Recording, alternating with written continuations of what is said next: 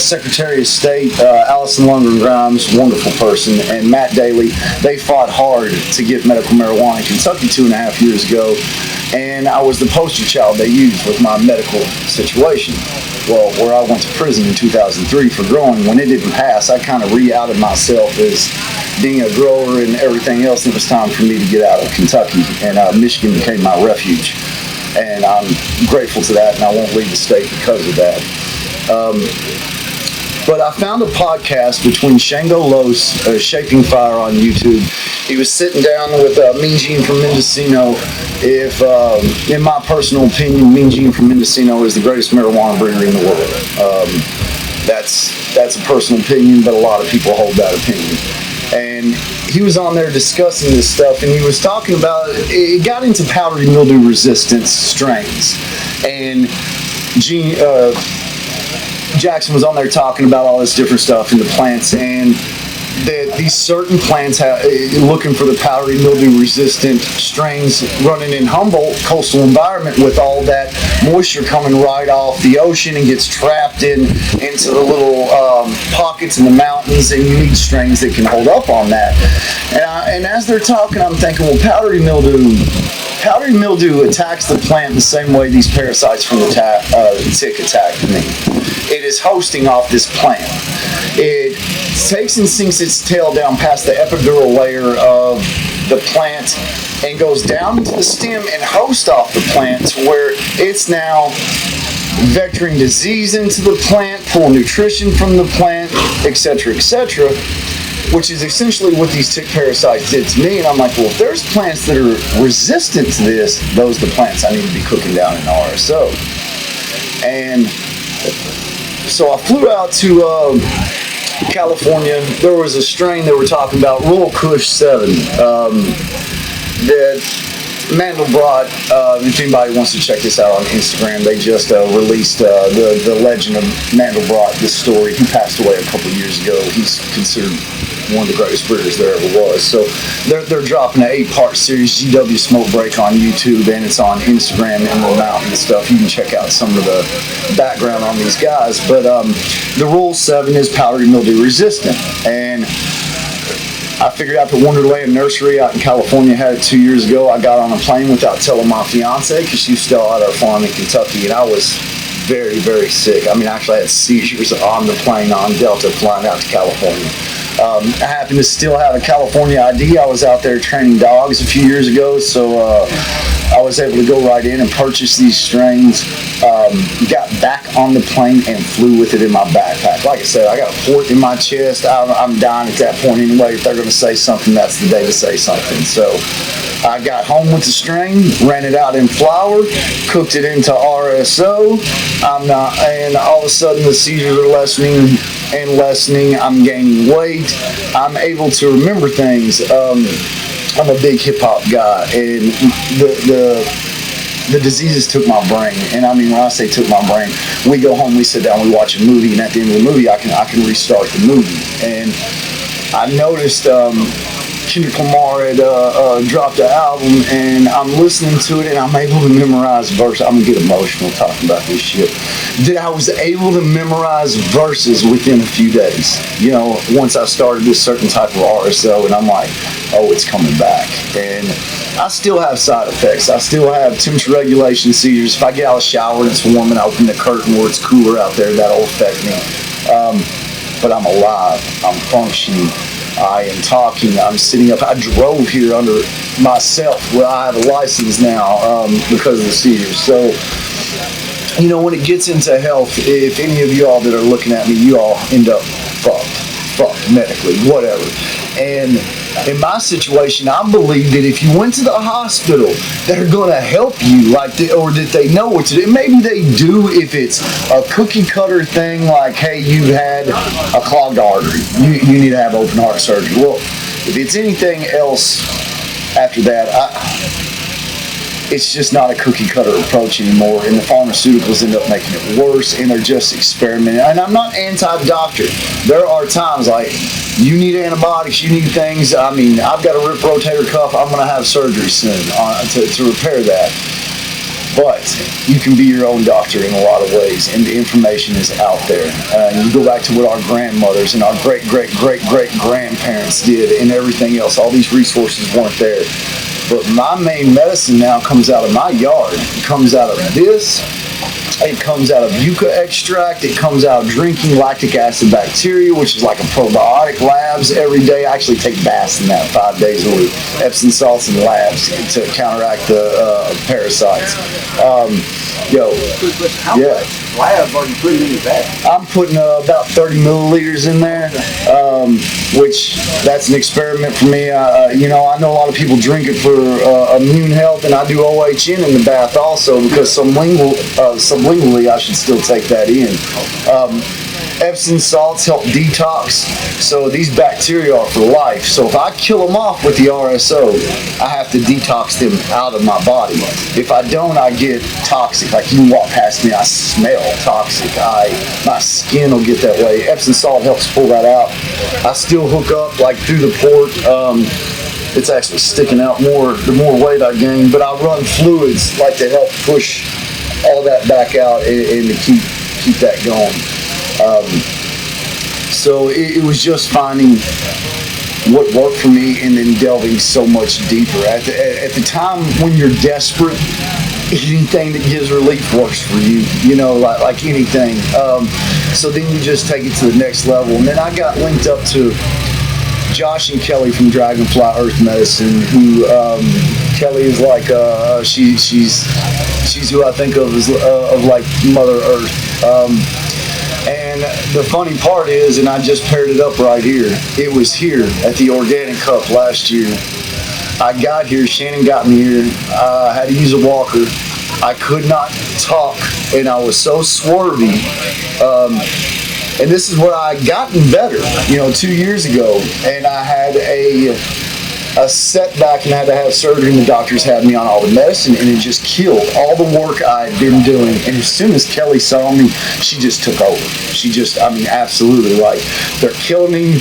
Lord, I can't explain to y'all, like for me to say this sentence, I stuttered so bad, and I had so much self-confidence because of it.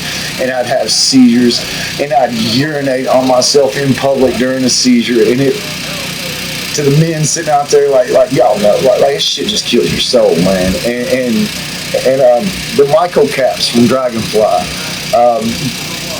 Mike from GAGE Green Group, he was making me up some mushroom blends. I stay on my RSO consistently. Anytime I scale back, I have issues.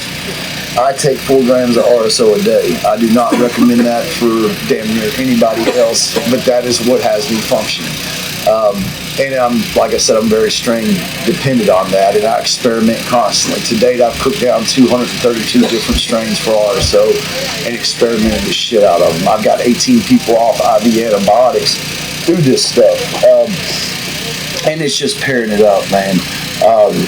If your problem is migraines, you find that strain that if you smoke even gives you a little bit of relief, then you cook that down into RSO.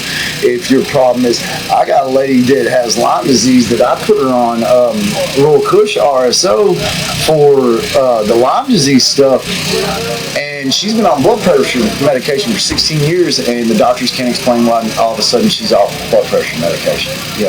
So this is far-reaching implications this stuff has, and I'm not a doctor, and I say that proudly because I'm fucking smarter than 99% of the doctors I had to deal with, and because they do have a cookie-cutter approach. Let's see how fucked up we can make you, charge you as much money as we can. You're not better at the end, then hey. So in the end, you experiment, you try on yourself, what do you have to lose? CBD is important, and the way that they pump and promote CBD is a joke. 30 milligrams of CBD is not going to do shit for anybody. And I'm talking about the average person. 200, 300, 400 milligrams a day. You bust out an ACL, MCL. You're hurt from working. You got aches and pains. 10 milligrams, 20, 30 milligrams is not usually going to do that. It needs to be a lot higher doses as far as CBD is concerned. And I understand there's outliers that people do fine off 10 milligrams, but if you've been taking 20 or 30 milligrams just one day. Take 200. Hit me up on Instagram. My name's Nick Risden. I keep it just like that on Instagram. I don't have to hide many names. So, because I want to know when you scale up that big, how much better it did. Because everybody I get to do that seems to do a whole lot better. You know, we're at a day and age where everybody that I'm looking at in here is going to have parents and people like that to take care of soon that get older. You know, my mama recently had a heart attack, and you know, you got hospitals that still, like, they want to throw her CBD away as soon as she gets to the hospital. It is the natural farming community and these people that are actually going to come up with real solutions to some of these problems that don't end up giving you 18 other problems. Like, yeah, here, I can take this one pill to fix my diabetes, but it just created 17 other medical, you know, things that I now have to take pills in. I have no side effects from the RSO other than I'm very slow when I wake up in the morning. I mean, but that's a small price to pay. It takes me a little bit to get going as far as that level. And anybody starting RSO, you know, you want to start at a grain of rice for 2 to 5 days and then kind of double that up, and you are going to be doped up in the beginning from it. It is a very powerful painkiller. It is a very powerful sedative. You will build up tolerance, but that's what it's for. Even somebody fighting chemo or somebody fighting a medical thing where they need to be laying down to take their medicine, that's when Bubba Kush RSO comes in, because that shit's going to knock you down, put you to sleep, keep you in the bed to allow the medicine that any compliant doctors actually put you on for it to actually do its job and to make it more efficient. You sleep, you heal. I used to be real concerned about, you know, the sleep I have to do now. We're the third farm in Michigan to get DIM Pure certified, and I did that shit sick. So I hold massive pride in that because we don't do it the easiest way. We go to the highest level of organics we can, and we can pull off our ground. Every day I'm outside making biochar. It is my passion. My fiance making fermented plant juice for the labs in the house, and getting this farm set up this year up here has been a challenge. And I'm sitting here talking to y'all about setting up a farm when a couple years ago, man, like I'm fucked in a wheelchair and not able to take care of myself after I use the bathroom. That's the power of this medicine. And I, you know, there's a lot of natural paths, there's a lot of healers out there, and I did not believe in that shit at all before I got sick. Like, oh, you could give me arnica, which is natural, to help with my busted ankle, or I could take Tylenol. Give me the Tylenol. I don't even want to listen to that natural shit. You know, let's fix this problem. Man, I'm just telling you, try it. I mean, it'll change things.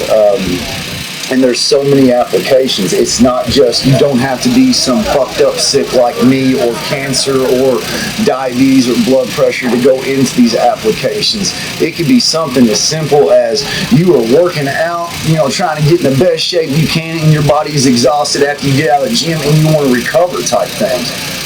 Medical mushroom blend, CBD, RSO, fixed ligaments and tendons in the body, more so and faster than anything else.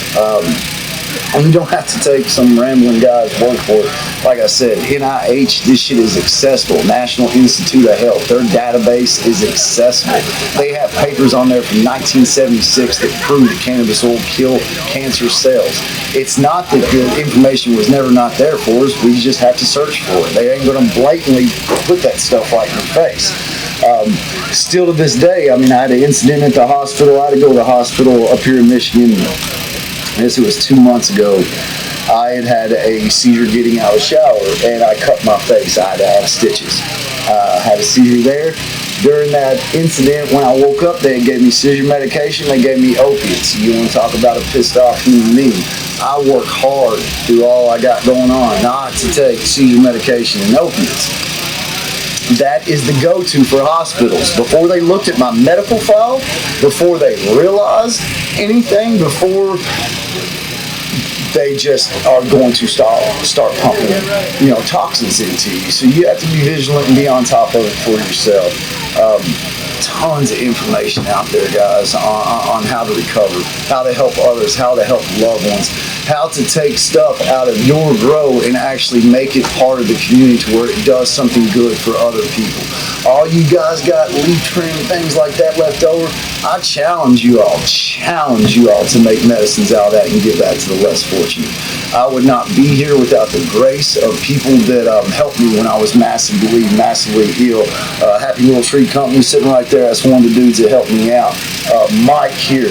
Chris from Country Roots, support this dude. The dude in the wheelchair, man, I love my medical warriors. You know, he could sit at home, take opiates, and draw disability and Social Security. Fuck that. You know, he wants to get out, do better.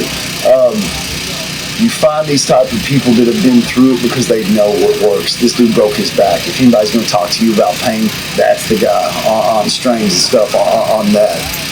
There is such a community here that you can access it and you can help people. Because honestly, the doctors don't have a fucking clue what to do. And I hate to be that brutal and go at them this hard, but 8 years of college education and the amount that they charge people, and they're just playing a guessing game. We figured that out even after the COVID stuff. This COVID stuff, the virus, see, I got Powassan virus meningitis from the tick, so it very much mimics some of this stuff. So I've had to be wearing a mask and living this life for 3 years. And you know, I thought when this stuff happened, I'm like, okay, the entire world is working on this. We're actually going to see some forwardness in science here, and it's not happened yet. If it has, somebody hit me up with some articles because I haven't seen it. It's going to come back to the natural farmer, the stuff that, like I said, our great-great-great-grandparents had to do to treat each other, and now we have actual real science to back this shit up to find out why cyclosyllum mushrooms actually help with depression, to find out why RSO certain forms are killing bacteria, because it's from the terpenes. You know, the information is there. There's no reason not to have it, use it, and access it. That's pretty much all I got, guys. I ramble. I'll answer any question anybody's got. Like I said, y'all can hit me up on Instagram. You're more likely to get a response if you hit up my fiance, Lyme Rising Farms, on Instagram, because I do got a brain injury. I'll read it, like he'll send me a message, I'll read it, and then I'll walk over here and light a joint, and then I'll forget the hell about that, and then other messages come through. But I promise, if I never don't respond to something, send me another one, because that's what I care about. Especially if you're medically broken, because I've fucking been there, man. I have been there, and I'm telling you, like, there is hope. Even if the hope is just helping to alleviate the suffering, there is hope. So if anybody's got any questions, I'm more than happy to answer them. If not, I'll step off here and let y'all. Yes, sir. Have you found any sprays that are particular about joint inflammation? Joint inflammation, that's one of the big things I do from the parasite, the Lyme disease stuff. One of the big things there is not decarboxylating before I make my RSO. That goes a lot more to inflammation and keeps it in. Instead of decarbing to make it a lot more psychoactive, it goes a lot more into like my joints, into my muscles and things of that nature. But CBD helps me more with the inflammation than anything. And a lot of people are against CBD isolate. And I like full spectrum CBD. But if you ever dab CBD isolate, like you in a lot of joint pain, like where literally, man, I mean, my ankles, the parasites want to hit soft tissue. So it's my ankles, my kneecaps, all that stuff. I've had 32 surgeries, 3 years, like from this stuff, most of them on my colon. And I mean, dude, the parasites go soft tissue. It ruptured my left testicle, my colon, my armpit. Like, you could see the floaters in the eyes in the beginning because it wants to go to soft tissue. So finding that anti-inflammation thing is not decarboxylating, which you make down in the RSO. Looking for strains that when you smoke that you feel they loosen your muscle, and then saying that's something I want to delve deeper into, because they all affect you different. So it's looking for that. Also, I would highly suggest sitting in Epsom salts. Hot water, sitting in Epsom salt, that shit is a godsend. But But really, when you have to experiment for yourself, sometimes it's so much as just smoking a joint and saying, oh, that'll alleviate a little bit of my head pressure or my sinus pressure. I wonder if I took that into RSO, if that would help to a much greater level. I mean, you've got to kind of be your own advocate, doctor, experimenter, because not many people like me have put information out there, like to say what helps. And just because I say SFD helped me, well, somebody pops it from seed, well, there's 24,000 different variations of that SFD. You know, I got a Hollywood Pure Kush that helps with spasticity, my shaking and everything. I flew back from California with it because of that reason. Now, they have bred this thing, they have crossed this thing, none of the crosses, none of the breedings did the same thing as the original clone only that Kevin Jodrell gifted to me. And it works. I mean, that particular strain. Now, it does things for me that all the other strains I cooked down did not. That's when you got to experiment. If you can't do big cook-offs, you can cook off just 7 grams of marijuana in RSO and get like a gram and a half return just to try to see different things.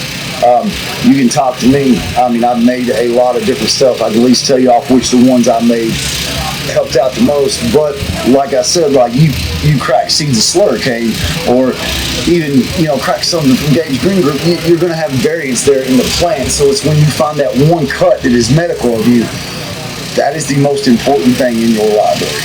I mean, beyond everything else, it has to be protected, because you may go through 1,000 plants to find it again. And when you're sick, you ain't got time to go through that. Any other questions, guys? I got Yeah. you do a alcohol risk with RSO? I use ethanol alcohol. Well, actually, I use pure grain from Kentucky. I'm lucky. My farm in Kentucky was 3.9 miles from Four Roses Distillery. So I was a job before I got bit by ticks. I used to pick bourbon barrels for different stores all over. So I have access to alcohol, clean alcohol. But I make everything through ethanol alcohol.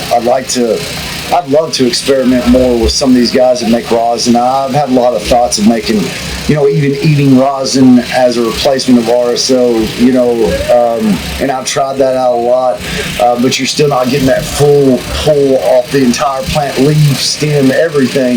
But I have, at one point, I was eating a quarter gram of rosin a day. Mac 1, Stanky Rock up here in Michigan, was processing, and it gave me a stupid amount of energy, which for me and my issues sometimes, like the few times I backed off my RSO is always off selfish reasons, because I don't end up waking up till 8:30 in the morning. I'm a natural farmer. My ass needs to be out onto the farm with my fiance, spraying stuff down, cutting down the herbs to brew all that early in the morning, not sleeping till 9 o'clock. But then I'll start feeling bad and I'll scale back the RSO, and every time I do, medical problems start popping up. I mean, when it gets bad, at one point before, I took 12 grams of RSO a day before during surgeries to try to limit the opiate usage as much as I could. But like, the body is an amazing thing. All the parasites and bacteria from the tick, my body wanted to push it out, and when I kill it with the RSO, that's why I had to stay on top of flushing, because the body created fistulas to pump it out, whether it was under my arm, right in the middle of my left butt cheek, whatever, the body wants to pump that bad out. So staying on top of the detox game, staying on top of clean and healthy eating, the supplements that you put into you, you know, it's very, very important. I don't know how to emphasize that enough. You could do all this shit that I talked to you about, go eat at McDonald's, and you're going to cancel out everything we just did. And I say that being a dude from Kentucky that ate everything deep fried, and all I ate at was at McDonald's and Pizza Hut before 3 years ago. But the food matters. And we're talking about health here, and when it gets down into that situation, when it's a terminal situation or a complete lifestyle change, how far are you willing to go? I was willing to do whatever it needed to be done. I did not want to die. And after I gave out doctors $189,000 and I didn't get really better, I'm like, fuck this, I'm going to do everything on my side that I can to at least guarantee.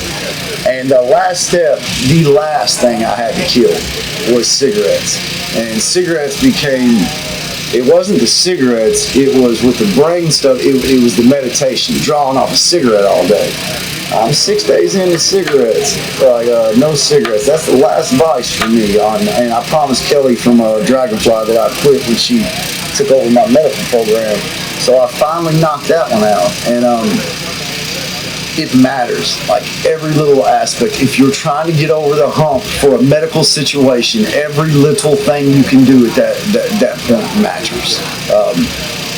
So that's really all I got, guys.